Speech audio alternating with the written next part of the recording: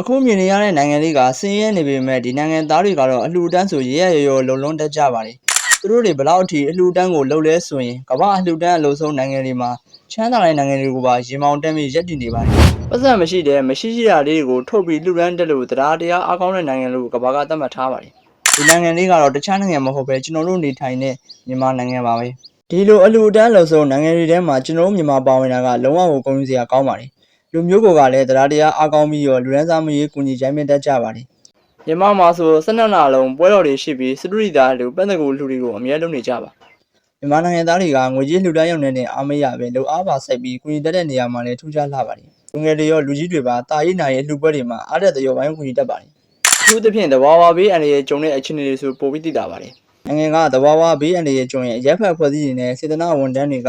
အစိုးရထက်တောင်ပိုပြီးတော့မြင်မြတ်ဆက်ဆံအတိုင်းအားတိုင်းနဲ့ကူညီတတ်တာကိုတွေ့ရပါတယ်။ AAF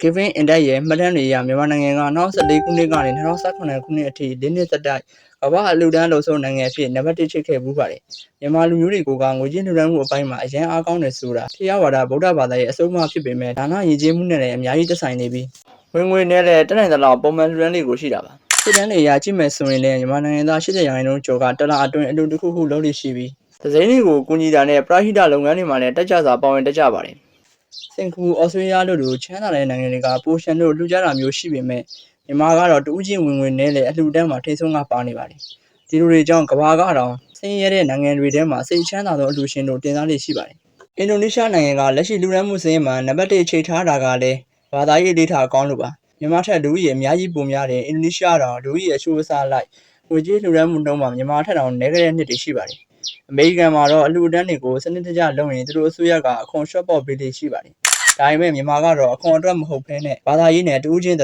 ရားတို့ကြောင့်လှူဒန်းလေးရှိတာပါ။တကမ္ဘာလုံးကိုဗစ်ရောဂါခံစားနေရတဲ့အချိန်တုန်းကလည်းမြန်မာမှာလှူဒန်းတွေကဆက်လက်မြင့်မားခဲ့ပါတယ်။ကိုဗစ်ရောဂါဖြစ်နေချိန်မှာလည်းဗော်လန်တီယာလိုစေတနာဝန်ထမ်းတွေအများကြီးပါဝင်ကူညီခဲ့ကြပြီးစိတ်ရင်းစေတနာကောင်းမှုတွေကိုကမ္ဘာကလည်းမြင်ခဲ့ရပါတယ်။တချို့ဆိုကရောဂါကာလထဲမှာဝင်ရောက်ကူညီပေးရင်ရောဂါကူးစက်ခံရပြီးအသက်ဆုံးရှုံးခဲ့ရတဲ့သူတွေတောင်ရှိပါတယ်